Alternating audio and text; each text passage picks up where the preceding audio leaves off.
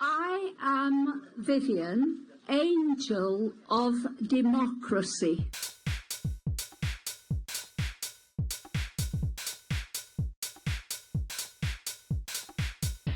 When you design something or make something, it's like doing magic. Vivienne Westwood is the acknowledged mother of punk. She describes herself not as a fashion designer, but rather an anarchist. She likes to make the rich look poor and the poor look rich.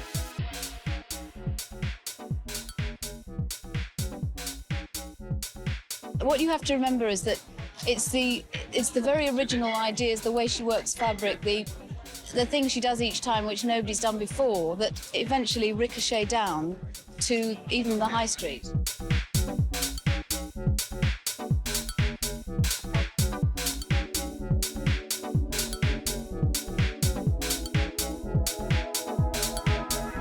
I like women to be opulent and to flaunt their femininity.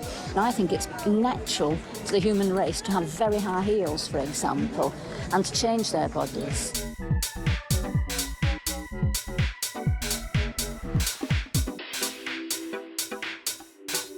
People should wear what they want to wear at the end of the day. Some people don't care about fashion, but clothes do definitely make a difference to the way you feel.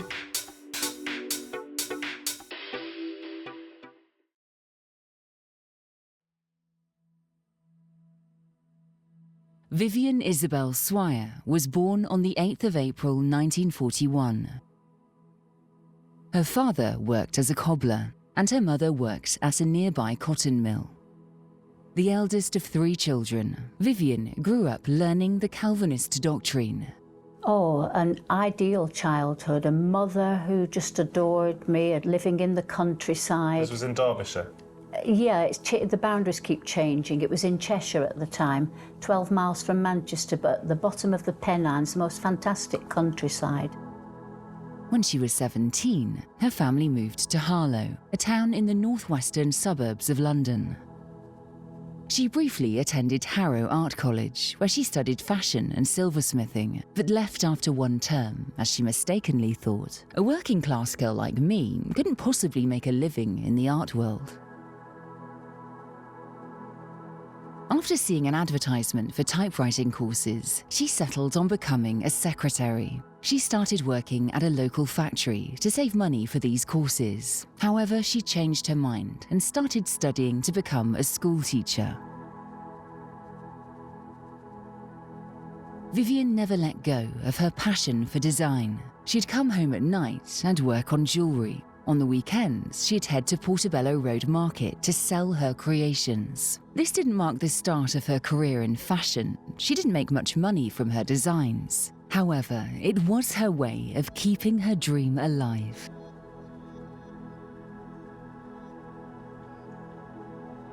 Vivienne settled for a more practical life. And in 1962, this is what led her to marry Derek Westwood.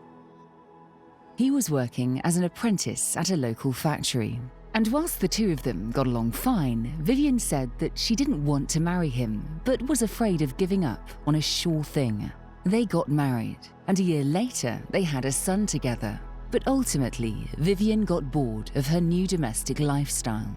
Deep down, she knew she wasn't reaching her full potential. She needed a drastic change.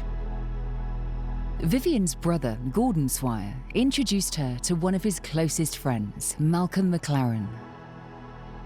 McLaren was living the life she had always wanted in many ways. He was an art student in London. His greatest passion was rock and roll, and he worked at a punk fashion boutique called Paradise Garage.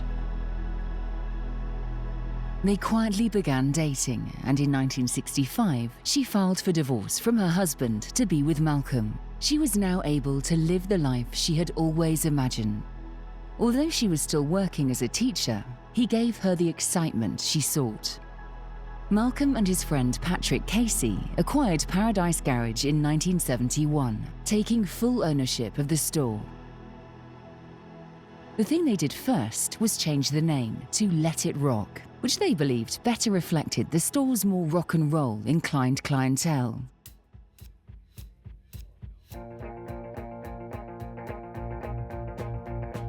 The Teddy Boy subculture members were to be the store's only customers according to their plans. Teddy Boy subculture describes the British youth from this period who were deeply immersed in rock and roll. They shared a love of music, a collective spirit of rebelliousness, and a distinct way of dressing that included draped jackets, leather, and clunky shoes. Malcolm McLaren wanted his fashion to be at the forefront of the Teddy Boys style. Vivienne designed most of the clothes in the store. It was her first real foray into the fashion and design world.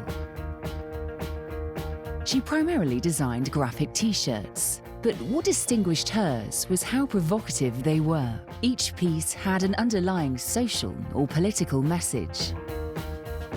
She bleached her hair, wore the clothes she was making, and changed her entire style. It's a question of how you feel.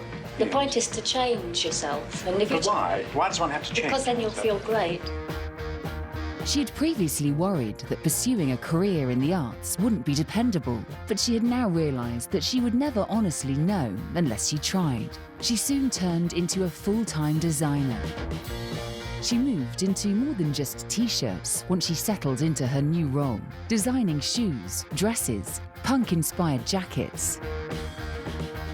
She found that as she grew, she faced more challenges regarding the shop's identity. The Teddy Boy subculture is what initially made the business popular. Vivienne anticipated this would pass quickly, and she disagreed with some of the subculture's philosophies. Vivienne supported rebellion if it was for a good cause, but the Teddy Boys had come to support rebellion for the sake of rebellion. To reinvent themselves, Vivienne and Malcolm reinvented their store to Too Fast to Live, Too Young to Die in 1973. They decided to rebrand the store again in 1974, this time to Sex. After realizing it was a bit of a mouthful, the name change was an intelligent marketing move. Easy to remember, short, and at the same time far more provocative than names prior. For the Teddy Boy community, Vivienne's new direction was too edgy and extreme. Because of this, she was able to create a new following, which consisted of grunge rock fans.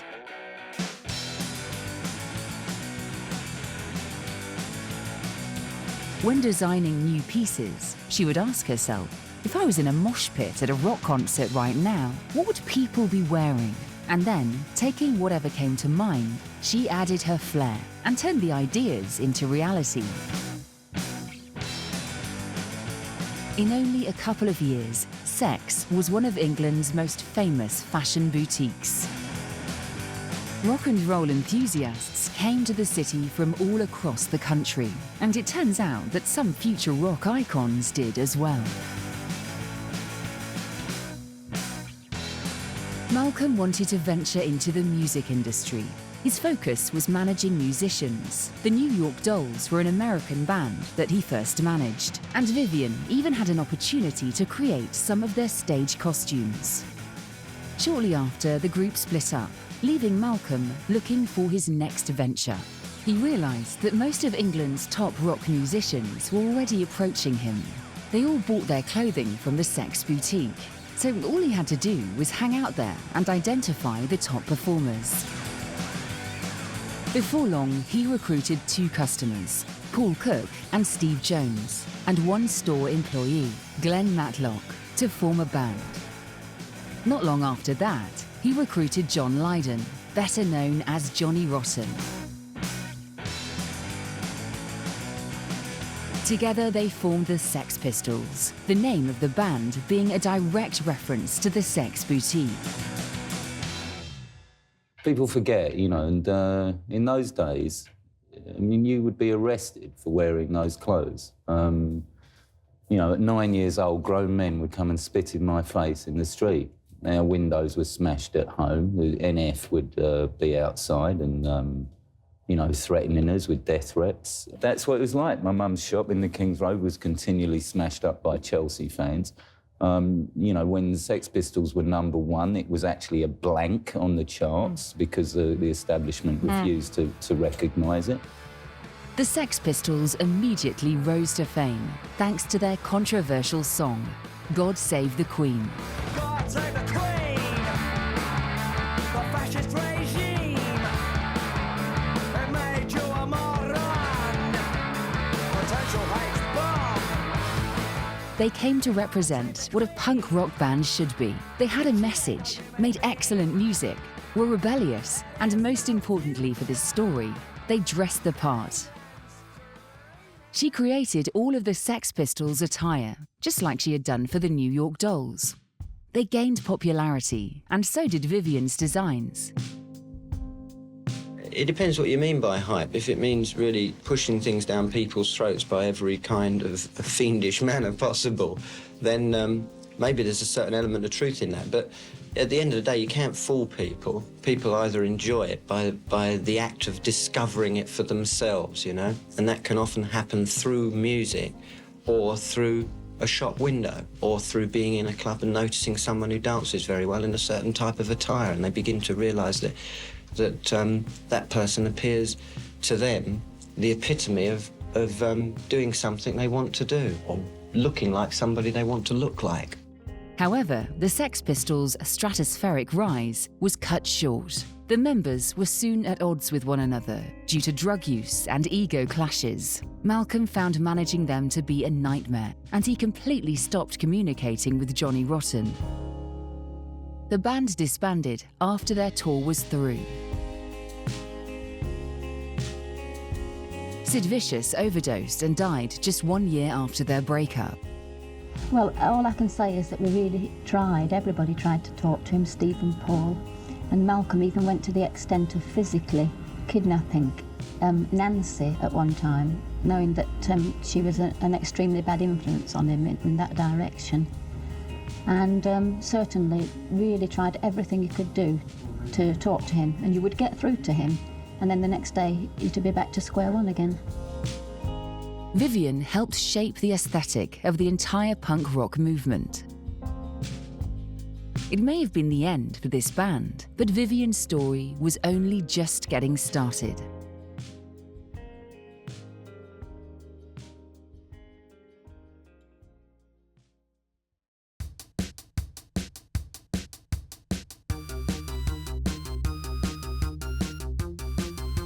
After the Sex Pistols broke up, Vivienne was torn about where her fashion and creations would go next. She wanted to build off the momentum she gained by working with the group, but on the other, she wanted to establish an identity of her own. There was not a Vivienne Westwood label. She was making pieces as she pleased, selling them in the store or giving them to the Sex Pistols. In 1980, she began her rebranding effort. She renamed the boutique, making the 5th change in 10 years. Vivienne decided on the name World's End. With a new name came a new look. The look evolved into one of fashion's most recognizable storefronts. The World's End clock, with 13 hours on it, inspires a fantasy that is perfectly conducive to Vivienne as a designer. In 1981, Vivienne and Malcolm made their debut at London Fashion Week.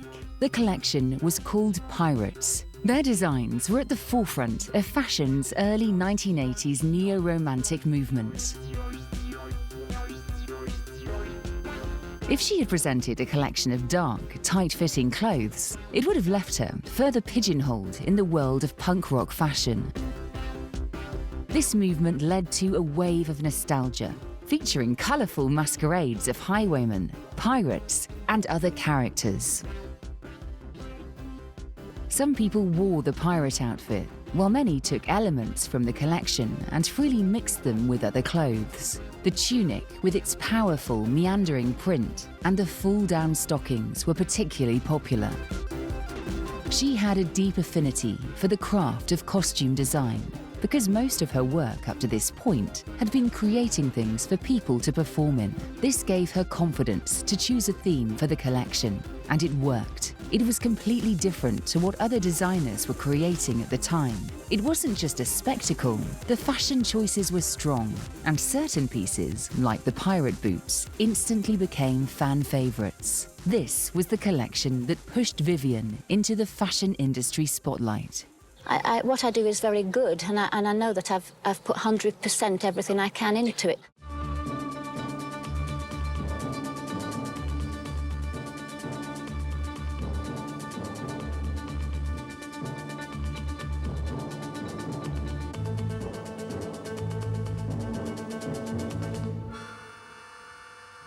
Vivienne, welcome. And the toga does actually feature quite a lot in your summer and your forthcoming winter collection, doesn't it? Yeah. What was the appeal to you?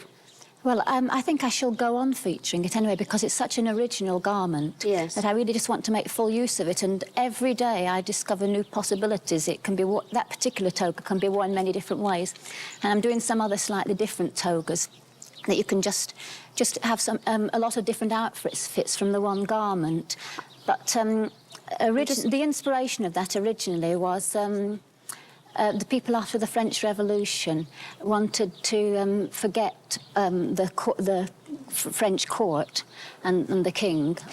So they reverted to classical Greece, and they just wanted to look sort of classical again. And that dress began as something that a lady called a merveilleuse wore. But I've just made it much more easy to wear. It's like a T-shirt, really. It's a glorified T-shirt. It is terribly comfortable, and you were saying, I mean, you can sort of chuck bits over shoulders, can't you? And what was the other look you were showing me? You sort of climb out of bits of it and throw other bits of it around. Is that right? Have I done that correctly? Yeah, you can put it around your head. You can do a lot of things with it. Loads of people wear them. I mean, from great big fat people to little thin people, from young people to old people, from people who you think who are obviously very fashion conscious to people who you may at first think weren't, and they get, you know, into it. They really... You really don't think anybody could wear these garments? Yeah, because when you put clothes on, they change you and you feel different, and a lot of people like that to happen to them. Although everything appeared to be going well, the advantages of the sudden success did not last. Technically speaking, her first several collections were referred to as collaborations with McLaren. They were still partners, even though she was in control of the design. Thus, both of their names appeared in all branding and marketing, yet she was the centre of attention. And she has since said that Malcolm was incredibly envious of her and kept reminding her that she was a seamstress and couldn't have gotten where she was without him. You have to go where you have to go. You have to do what you have to do, and I certainly don't want to be underground. I want to be at a place of the most focus that I can find. For their personal and professional partnership, this marked the beginning of the end. They formally split up after their fall-winter collection, Witches. Vivienne was going through a difficult period because she had been with Malcolm for almost 20 years. Although it may have been bittersweet, Witches was a massive success. It included a joint effort with renowned artist Keith Haring. This was a big deal on its own, but everything changed when Madonna spotted sporting items from the collection in a photo shoot. Although Vivienne was already well known in the fashion sector, this helped bring her name further into the public eye. By the end of the 1980s, Vivienne Westwood was a household name. She had heavily focused on quasi-costume design and punk fashion up until this period, but a chance encounter gave her an idea to try a more conventional, high-end aesthetic. She recalls seeing a young girl wearing a Harris tweed jacket and carrying a bag containing her ballet shoes on a train. Given its reputation for being of the highest quality, Harris tweed, a very special fabric, saw a surge in popularity at the beginning of the 20th century. To distinguish between genuine Harris tweed and fake Harris tweed, the Harris Tweed Authority was established in 1909. Authentic Harris tweed, by definition, must be hand-woven by the islanders at their homes in the Outer Hebrides, finished in the Outer Hebrides, and made from pure virgin wool. The easiest way to spot Harris tweed is the Authority's trademarked symbol of authentication, better known as the orb. If this symbol looks familiar, this orb design directly inspired Vivienne Westwood's now iconic logo. The girl on the train wearing a Harris tweed jacket exuded a simple elegance despite the chaos surrounding her, and inspired Vivienne with her poise and composure. Harris tweed's demand gradually decreased after it experienced a boom in the 1900s. By the late 1980s, it had all but disappeared from the market. But after spotting this girl, Vivienne decided to revive the past by designing an entire line of Harris Tweed clothing. The Harris Tweed Authority was pleased with Vivienne's decision and gave her permission to redesign their emblem as means of saying thanks, given her influence in the fashion world and the hopes that this would spark a rebirth. With that settled, she took the logo, made some slight alterations, and added a ring around the orb that is meant to symbolize the rings of Saturn. The two logos are similar. While the rings of Saturn stand for future of exploration and innovation, the classic orb logo signifies a heritage of tradition and craftsmanship. Get my inspiration from tradition, traditional things, and technical things, and things that are established. But I find a way to do them which is exotic, meaning that nobody's ever quite seen that thing before, and that's the future bit that comes into it. And so it's a combination of traditional and future. I can give you an example of exactly how that works. I wanted, when I did my crinoline collection, the little crinny collection, and it was really new, I actually wanted to make it very, very childish, and I wanted to put a sort of Walt Disney feeling into it. And I chose very, very basic things. I chose very basic prints, like a polka dot, but I made that polka dot giant size. So that's something nobody'd ever quite seen before, a spot that size. And so by taking that future sort of idea, you make something that actually ends up in a little time and space of its own, and therefore it looks modern. I did the opposite with the hat. I made her very small. I mean, that's just one thing you can do, but you don't always, it's not a question always of scale, it's all kinds of other things. The logo first appeared in the Harris Tweed line, which made its debut in 1987. Since then, it has been one of her signature design elements.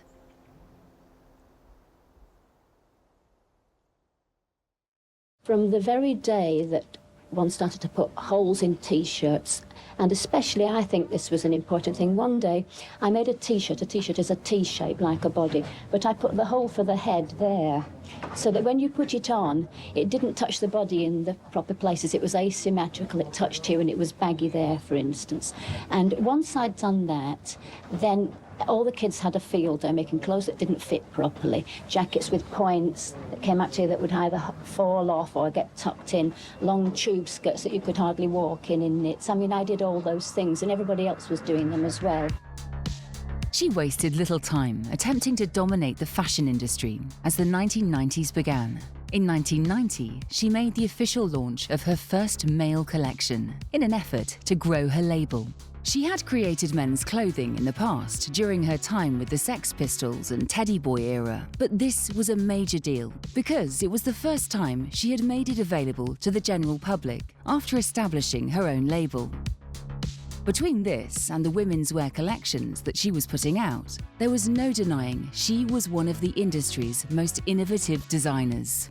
In honor of that fact, she was named British Designer of the Year in 1991. I never ever get nervous before a fashion show, I never have. Number one, it is that you're just working all the time anyway, but the thing is that there's just so much preparation and there's so much put into everything that by the time I've got here, I've done my best. There's nothing else I can do. Do you know what I mean? It's like, so there's nothing to be frightened of. If people don't like it, then, you know, I mean, in fact, to be honest, I'm the best critic of it. That's why I'm not nervous, because I know it's as good as I can do. Queen Elizabeth II granted Vivienne the Most Excellent Order of the British Empire a year later, in 1992. This prestigious honour is only given to people who significantly contribute to British society. People are very impressed by it. All the people who work with me are very pleased because they feel that they share in it. Vivienne accepted the honour, but never being one for formalities, she went commando to the ceremony at Buckingham Palace. The only reason that we know this is that it was captured by the paparazzi. You know, once I got an OBE and I didn't have any knickers, and the Queen loved it, for example. What, did you tell her, or did you bend over and show her something? No, somebody who worked with her said it was one of their best, investitures of giving people medals. They loved it. In 2006, the Queen gave Vivienne an even higher honour by making her a dame, the female equivalent of being made a knight. It would be equally as exciting in 1993 when she wed Andreas Kronthaler. He wasn't well known and was Vivienne's design assistant when they got married. But as the director of her demi-couture line, he has steadily gained more notoriety over the years. This collection combines ready-to-wear and haute couture and was initially known as the Gold Label, but has now been renamed Andreas Kronthaler for Vivienne Westwood.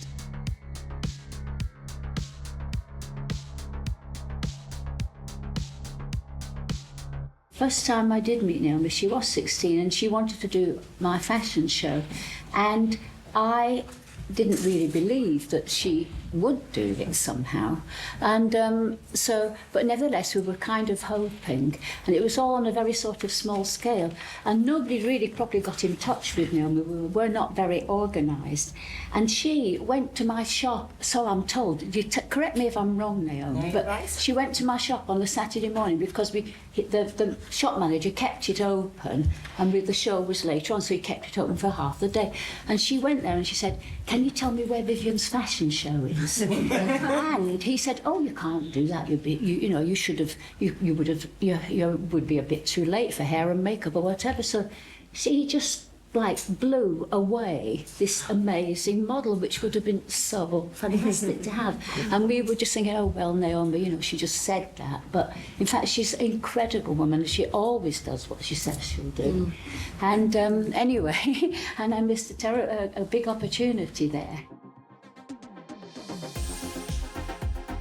Vivienne's relationship with Naomi Campbell is iconic. By the early 90s, she had no problem getting big-name models to walk in her runway shows. For her fall-winter 1993 show, she cast the legendary Naomi Campbell. It goes without saying that Naomi is one of the most prolific models of all time, and this was at the height of her career. So when she walked the runway that day, all eyes were on her.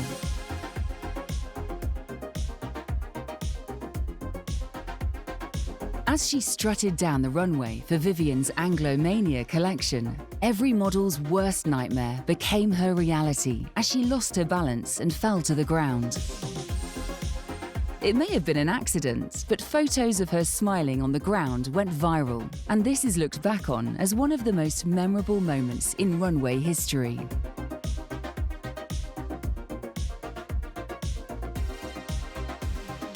Just 1 year later, Vivienne produced another spectacular runway moment, this time with Kate Moss's assistance. Her career was at its peak at the time. Everyone was shocked when Vivienne sent Kate down the runway while she was dressed as a shirtless Marie Antoinette and licking an ice cream cone. Instead of taking this chance to advertise her clothing, Vivienne chose to utilize it to express her political views.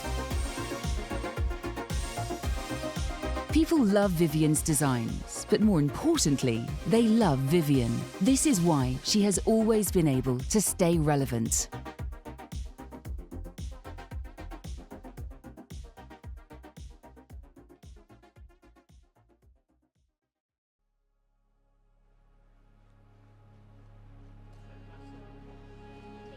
In the early 2000s, Vivienne started speaking out more frequently about political and social issues, thanks to her position in the fashion industry.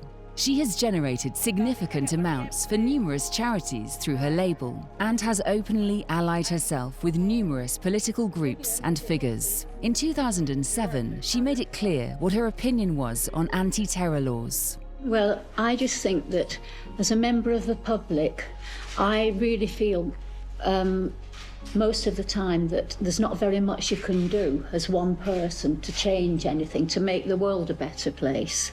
But I just think there's one thing that you absolutely have to fight for, and that is justice before the law. That's something that is the responsibility of everybody, because if you don't have that, you can't have democracy, you can't have liberty, you can't have civilization. I mean, this is what we're referring to, that it's not only the 19th century. I mean, these laws were fought for over periods. They were even implicit in Magna Carta, and it's why King Charles got his head chopped off, and it's why people pulled down the Bastille. And it's absolutely important that you can't have civilization without this freedom, this justice before the law.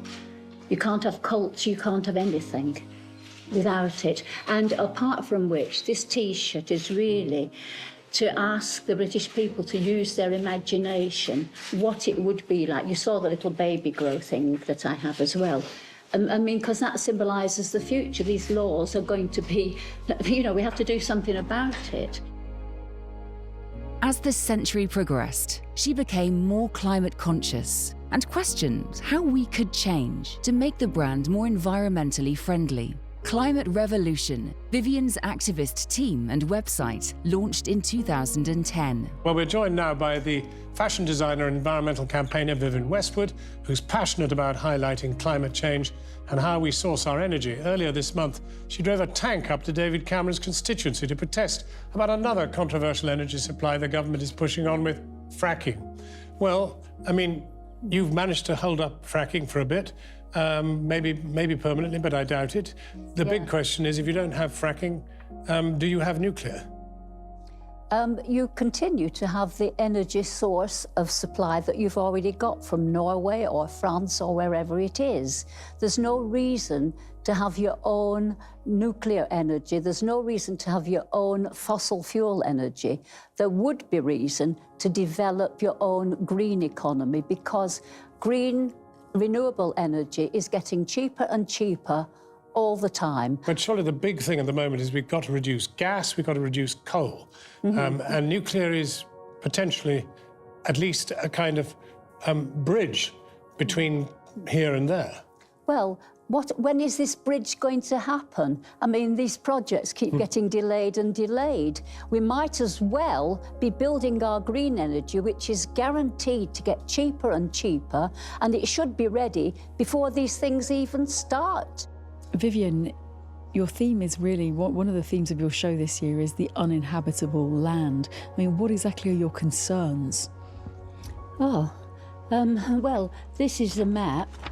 And this is the full picture of the world today, because unless we stop climate change, this is our immediate future. It can happen within a generation. That by the end of this century, there will only be 1 billion people left. You just draw a line here, level with Paris, and the green is habitable, the red is uninhabitable. So it's only a few people can live there. In what state, we don't know, in a state of war, lords, and God knows what. And this is what the politicians are planning for. They talk about climate change, saying they will handle climate change. They have no clue. They're the most ignorant, stupid people in the world. And unfortunately, we live in a world where somehow industrialism and consumerism and we ended up with politicians who are the most ignorant people the world has ever known. And so the public are being constantly misled, but actually by organised lying, because what happens is that they're always fed little bits of information. You know, the ice is melting or whatever. They're never given the full picture. If you give people little bits of information, you're constantly distracting people with bits of information. When I show people this map, they're just confused. They think they're very shocked sometimes, but then they forget about it, because you know, that's what the propaganda is doing. It's just feeding them this non-stop distraction, and they don't know what's going on because they don't have time to form their opinions. They're being bombarded with partial information or rubbish, total lies. Urgency of what I'm talking about is so mind-bogglingly awful that we have to sort it out. That's it. I mean, I can't talk about fashion, it's my job, and it gives me an excuse to just say it is a revolution. Before, we've had class war, we've had rich against poor. Do you know what the division is now? It's idiots against eco warriors. That's it.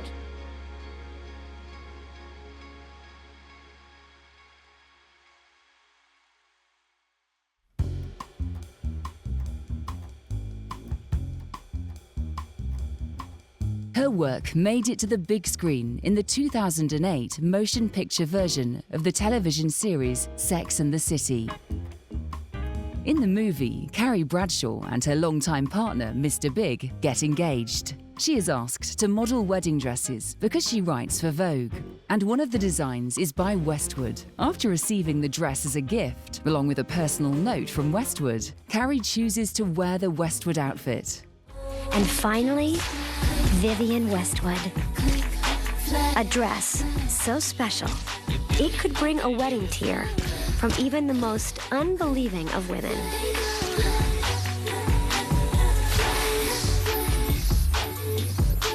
And then, the impossible happened. Oh, sorry.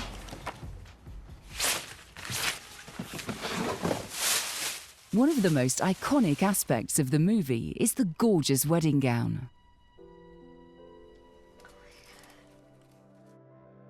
In 2011, she was named Britain's greatest British fashion designer in a poll conducted by Greenall. Over 3,000 people voted, with Westwood scooping 24% of the national vote. Never shy of controversy, Westwood complained of the lack of style in society. I think it's really, really important to dress up, not just to wear jeans. I'll give you an example of what I mean. My granddaughter, she turned up to meet me at the British Museum. She's 10. And we were going to look at those terracotta men, and she was wearing some jeans. And I had given her a really great pair of trousers for Christmas, and I said to her, oh, you know, I really didn't say anything to you, but I was hoping you'd wear your trousers. And, you know, I was looking at her jeans, and she said, it's much more important that people are nice people than what they wear. And I said, rubbish. Regarding fashion, fashion is not, it is on the side of culture. It's very much to do with social life. And I can't say that it's, I'm not saying it's art terribly, it's too ephemeral, but it's definitely to do with your taste and showing the kind of person you are. Beginning to put historicism to one side, Vivienne returned, exploring the natural dynamic of the fabric by treating it like a living, breathing mass. Activism was now her #1 priority. Her collections were used as vehicles for change. She was encouraging consumers to analyse and react to the climate crisis. It's about quality, not quantity. That's the way to save the world. Stop consuming without choice. You've got to buy less, choose well, make it last. She began using her clothes like a megaphone, a political warning that tells a story of a complex past and future fear.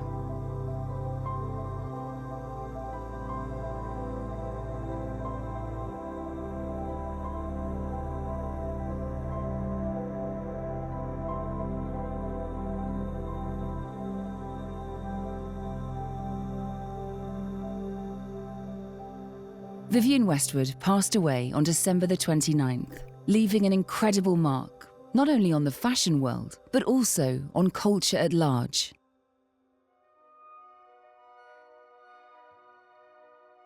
Westwood's reputation as a maverick was cemented by her own well-documented rebellious streak. From impersonating Prime Minister Margaret Thatcher on the cover of Tatler, to meeting the Queen with no panties on, to the controversial political slogans often printed on her T-shirts.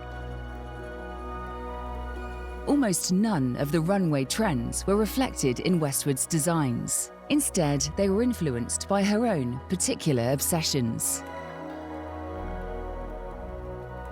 She was always true to herself, but at the same time, she was constantly reinventing who she was.